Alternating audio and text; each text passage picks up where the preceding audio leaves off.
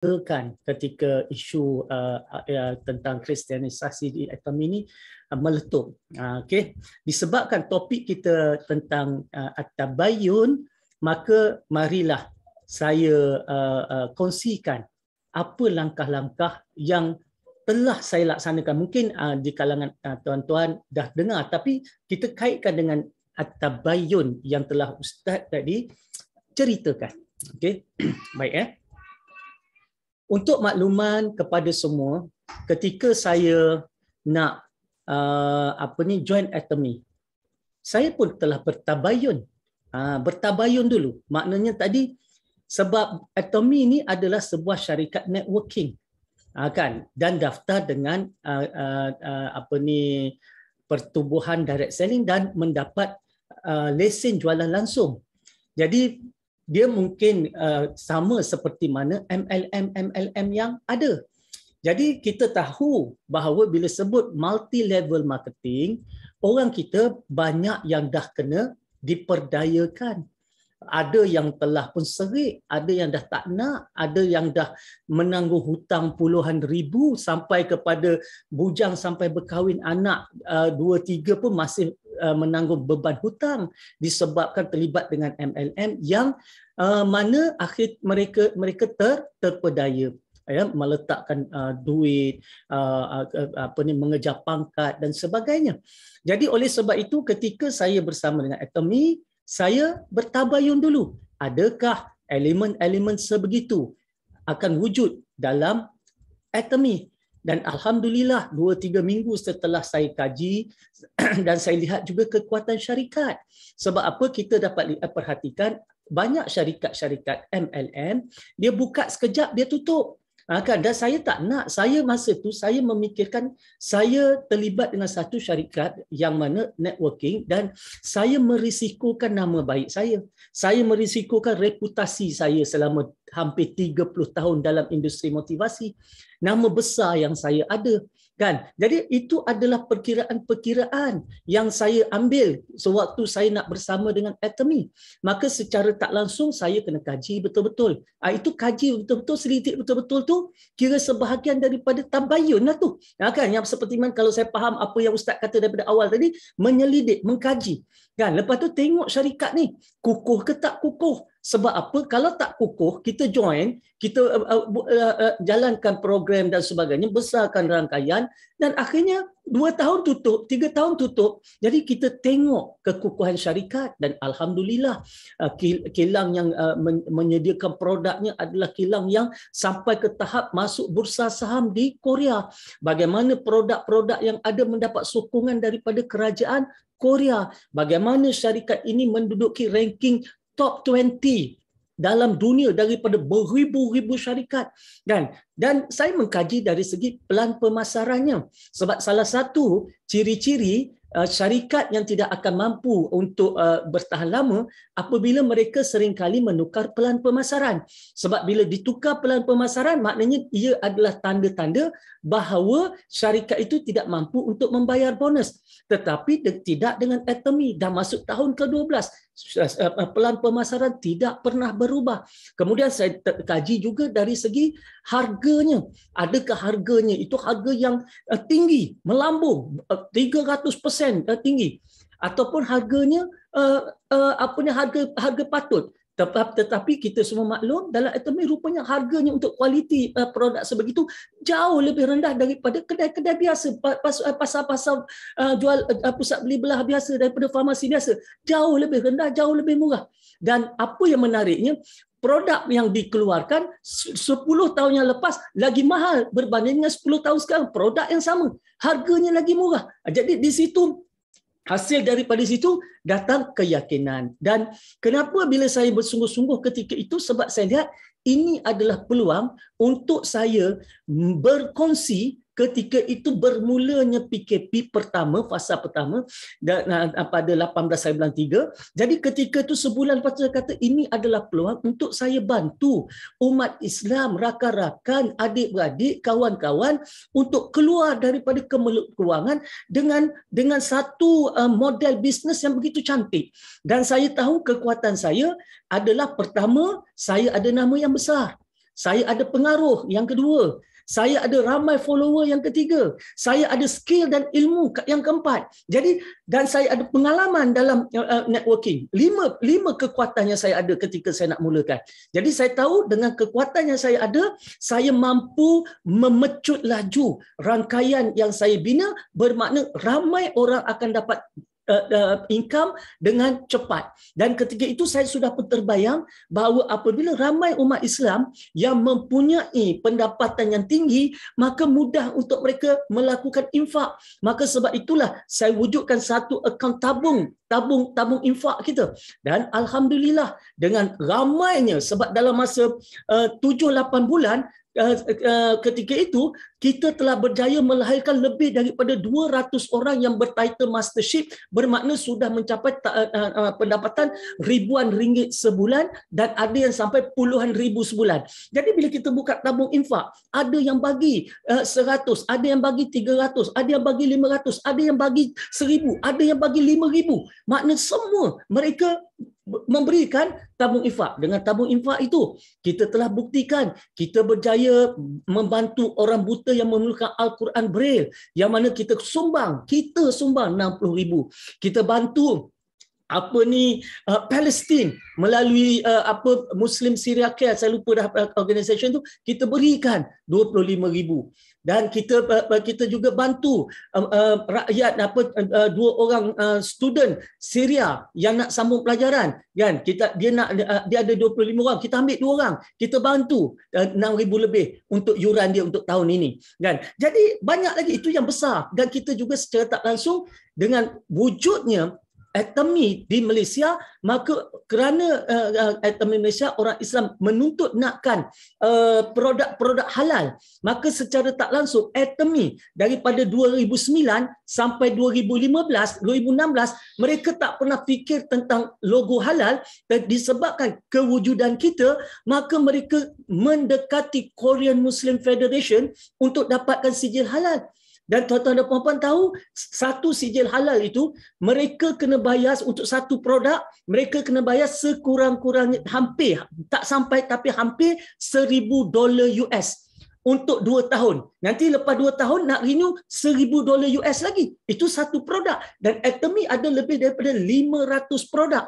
So bayangkan kalau kita katalah 100 produk yang dapat sijil halal daripada KMF, Korean Muslim Federation, bermakna 100,000 USD yang akan masuk ke tabung Korean Muslim Federation.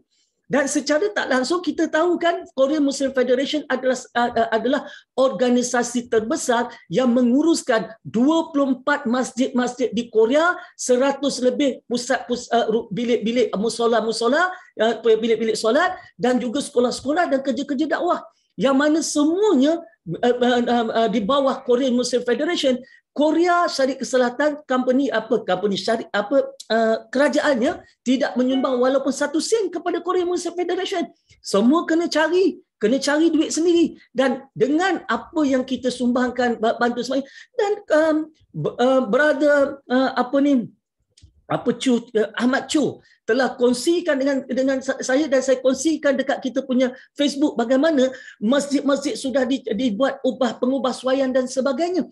Dan ini adalah proses yang berterusan, sebab selagi wujudnya umat Islam yang memerlukan produk halal daripada Atomy, maka Atomy tidak dapat lari, dia akan berterusan berurusan dengan Korean Muslim Federation untuk dapatkan sijil halalnya. Dan tuan-tuan dan puan-puan, syarikat Atomy ini adalah syarikat yang sudah pun mempunyai misi untuk bertahan lebih 100 tahun. Bermakna tuan-tuan dan puan-puan, apa yang kita usahakan hari ini, apabila kita mati nanti, kita dalam kubur nanti, akaun kita tak tutup lagi. Yang mana kita punya dosa jariah, pahala jariah kita tak tutup. Selagi sebelum hari kebangkitan masih tetap terbuka. Jadi oleh sebab itu bayangkan 100 tahun yang mendatang, kerana usaha kita hari ini, pahala tu mengalir kepada kita tanpa henti, kerana susah payahnya kita, berjuangnya kita. Kerana apa? Kerana kita tahu bahawa Atomy akan tetap berkembang with or without us. Buktinya Tanpa kita dia masuk Indonesia, tanpa kita dia masuk Bangladesh, tanpa kita dia masuk Turki, tanpa kita dia masuk Kazakhstan, negara-negara Islam. Jadi apa peranan kita di Malaysia? Kita tunjukkan kepada mereka bagaimana untuk bermuamalat dengan orang Islam. Dan tak cukup setakat itu, bukan setakat sijil halal, kita beritahu mereka juga bagaimana cara nak bermuamalat dengan kita tunjukkan tentang perlunya kepada pematuhan syariah dalam soal bermuamalat. Benda tu, perkara tu tentang naknya patuh syariah, saya telah sebutkan kepada Attorney Malaysia sebelum meletup apa pun, tak ada isu kristianisasi lagi pun. Bulan 7 saya jumpa mereka di pejabat, saya sentuh. Saya kata saya dah study tentang Attorney. The next thing yang Attorney perlu lakukan adalah dapatkan sijil pematuhan syariah. And then the Korean tu tanya, dia tanya budak Melayu pegawai dekat Attorney. Dia kata, do you know anything about this? Lepas tu salah seorang dia kata, yes, I know. Okay, why don't you discuss with DTA and see what we can do? Itu sebelum meletup apa-apa pun tentang kristianisasi. Jadi kalau ada yang kata bahawa kita ada patuh syariah kerana isu kristianisasi, mereka adalah pembohong. Sebab apa? Saya dah sentuh tentang patuh syariah sebelum isu kristianisasi wujud. Isu kristianisasi itu diwujudkan oleh seseorang pada bulan Oktober. Ini sebab tabayun ni. Jadi saya kupas daripada sudut. Minta laluan sikit Ustaz, minta maaf. Okey.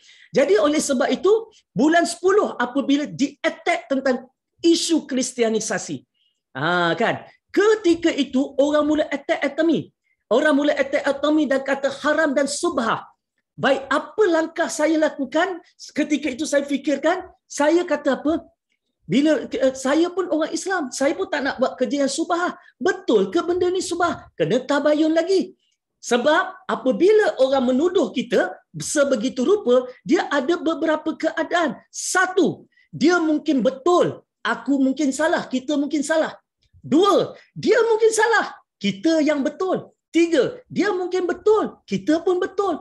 Macam contoh hukum apa? Hukum sentuh isteri batal wuduk tak batal wuduk kan? Dia mungkin betul, kita pun betul. Dia ada hujah, kita ada hujah. Dia ada dalil, kita ada dalil. Pakailah nak pakai yang mana. Okey, jadi oleh sebab itu, bila wujud kes itu pada bulan 10, bulan 11, saya fikir, saya dah tanya, kan? Mustahillah orang yang ada nama seperti saya tidak ada ustaz keliling saya. Saya dah tanya, saya dah pun tanya, tapi kerana saya tanya secara individu, saya tak puas hati. Maka saya dan leader-leader yang lain ketika itu kita mulakan satu usaha, kita buat muzakarah dalaman. Kenapa kita buat muzakarah dalaman? Untuk kita leader-leader tahu apa sebenarnya hukum bermuamalah dengan Attorney ini. Baik, bulan 11 kita buat muzakarah dalaman dan kita jemput Dr. Nur Muhammad Hadi Al-Fadhi. Saya tak pernah jumpa dia sebelum itu, itulah kali pertama jumpa. Yang mana beliau adalah diploma, ijazah, master, PhD dalam bidang fiqh dan maqasid syariah. Kemudian ada pula Profesor Associate Dr. Luqman, ahli Majlis Fatwa Negeri Perak. Kemudian ada pula Ustaz Ahmad Irda, seorang yang faqih dalam bidang maqasid juga, seorang pensyarah di Universiti UM kalau tak silap saya. Kita ada pula Dr. Farah, seorang yang pakar dalam bidang konsumerisme. So kita kumpul mereka, kita jemput 7 kan? Kita jemput 7 tapi 4 yang datang. Okeylah. Masa tu saya sendiri pun dah berserah dah. Sebelum hari kejadian kita berikan semua link tentang foundation yang dituduh lah, posting yang dibuat, kita bagi semua. Sila baca, komen-komen sila baca. Lepas tu saya buat penerangan tentang Attorney. Dan apa hasilnya? Hasilnya tadi setelah 5 jam, maka ketika itu dengan penuh debaran, saya reda dah. Kalau kata haram, kalau kata subhah, saya tarik handbrake. Kan? Sebab apa? Sebab saya dan kami minta 30 orang. Okey, minta.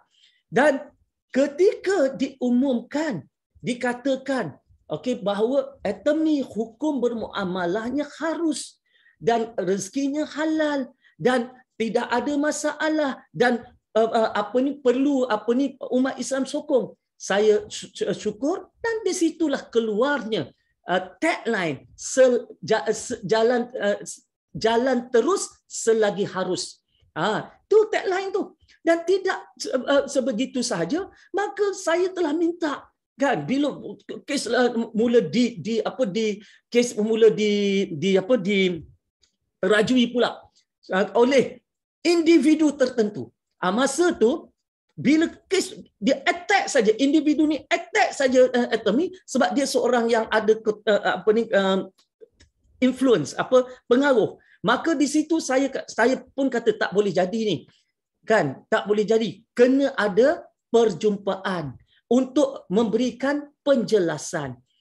Baik, maka pada hari perjumpaan itu saya bawa Ustaz Hadi yang merupakan ketua muzakarah kami, bawa sekali untuk dengar apa yang nak disampaikan. Baik, pada malam itu, bayangkan ketika muzakarah itu, okey, saya diserang. DTA ini penipu ketika saya pergi tandas. Depan saya dia tak cakap. Dia kata DTA ini penipu. Dia tanya semua orang penipu. Lepas tu bila saya datang baru dia terperangkap. Dia tanya seorang-seorang, setuju tak DTA ini penipu? Dan yang nak bercakap tu pun dah lekat kat tekak kan. Tak terkeluar nak bercakap. Kan? Tak terkeluar dia nak kata macam tu. Jadi selepas itu saya terangkan apa yang saya nak lakukan, bagaimana saya nak buat pengislahan, bagaimana kita nak jadikan Malaysia sebagai satu contoh untuk mereka bermuamalat dengan orang Islam, apa perancangan besar yang nak saya lakukan dan sebagainya. Maka apa yang berlaku? Individu tu kata saya doakan DTA berjaya. Saya doakan dan pada malam itu juga dengan 10 orang dan yang peliknya pada malam tu bila saya bawa Ustaz Dr. Hadi kita, dia boleh kata apa? Kita tak nak bercakap bab hukum, kita tak nak bercakap bab hukum. Sebab dia tahu orang yang pandai tentang hukum dibawa bersama. Kita tak nak cakap bab hukum. Jadi kalau dalam bab agama tak nak bercakap bab hukum, kita nak berpijak atas asas yang apa? Kalau haram-haram, kalau subah-subah, kalau harus-harus. Kalau kata tak nak berpijak bab hukum, kita nak bergerak atas apa? Sedangkan kita nak bergerak dalam Islam, dalam agama, kena ada hukum. Dia boleh kata kita tak nak bercakap dengan hukum. Kalau tak nak bercakap dengan hukum, nak cakap bab sentimen, dan orang semua percaya dengan video yang telah dia karang, dia buat, yang telah dia manipulasikan, fakta-fakta yang dia petik-petik itu tadi. Orang percaya. Seolah-olah Atomy ini betul-betul telah mengkristiankan orang Islam kita. Orang percaya sampai ke tahap sebegitu rupa. Saya mengambil langkah seperti mana yang sedang dituduhkan, saya ambil langkah diam. Tak guna nak bercakap. Sebab apa? Sebab pada malam itu, dia sudah pun berkata dengan 10 orang, Ustaz Hadi dah balik dah. Dia kata apa? Okey, hari ini kita stop bercakap tentang Atomy, kita ceasefire. Ini saksi 10 orang ada. Kita ceasefire, kita stop, jangan bercakap tentang Atomy. Selepas itu 3 hari saya tak update saya punya FB. Esok pagi-pagi orang yang kata kita ceasefire, dia dulu post pasal Atomy. Jadi, tuan-tuan dan puan-puan, apa ciri-ciri tu? Orang yang berjanji tapi dia mungkiri. Apa ciri-ciri orang macam ni? Kan? Dan bila keluar isu Abid Liu, maka sebenarnya pada saya lah, terus terang malam ni saya kata Allah nak tunjuk karakter individu-individu ini, bahawa nak jadi hero atas setiap isu, nak menjuarai isu. Dia tak peduli, dia bukan mencari keadilan dan dia bukan mencari kebenaran, nak memberi keadilan. Mereka ni mencari kemenangan walau apa cara. Dan itu bukan Islam, bukan cara Islam. Ini bukan cara Islam. Maka di belakang, saya dah tak peduli dah mereka ni. Maka Atomy saya kata, gunakanlah mahkamah untuk ambil tindakan. Biar mahkamah. Sebab mereka kata, kalau Atomy tak bersalah, saman kami. Kalau Atomy tak bersalah, saman kami. Nah, bila saman, mereka nak guna naratif syarikat Kristian saman pendakwah Islam. Tetapi mereka silap. Sebab Atomy juga memang ke arah sudah mencari konsultan syariah, sudah ke arah melantik penasihat syariah, dan Allah bantu kita apabila Atomy dalam banyak nama yang diberikan, adalah dalam lebih daripada 5 nama, maka Atomy memilih tokoh ilmuwan yang terbaik, iaitu Datuk Profesor Datuk Muhammad Zuhdi dan juga Datuk Ahmad Saruji sebagai panel penasihat syariah. Jadi bila ada saja penasihat syariah, naratif yang dia nak buat syarikat Kristian saman pendakwah Islam tak jadi. Kalau tidak, dia akan ambil sentimen lagi untuk serang. Tak jadi sebab Atomy dilihat serius ke arah mendapatkan pematuhan syariah, melantik panel syariah, serius dalam menyantuni umat Islam untuk bermuamalah dengan dia. Jadi kenapa orang tanya saya, kenapa tak tinggal saja Atomy? Atomy ni bukan you punya syarikat, kan? Sebab saya teringat perjumpaan saya dengan Ustaz Dr. Zaharuddin, ya, selepas wacana dekat ICNA, dia kata, saya heran kenapa doktor begitu sangat ke depan dengan Atomy ini, sedangkan itu bukan syarikat doktor, kan, bukan syarikat saya, kan? Saya kata dekat dia apa? Kalau saya tak buat benda ni sekarang, kenapa saya Allah pilih? Sebab saya sangat percaya ada sesuatu pengislahan yang boleh saya bawa ke dalam ini. Kan, dengan saya insya-Allah akan ada pematuhan syariah. Dengan saya insya-Allah akan berlaku pengislahan. Jadi saya ambil ini sebagai satu tanggungjawab. Allah pilih saya. Betul bukan syarikat saya. Saya boleh cuci tangan pergi macam tu sahaja.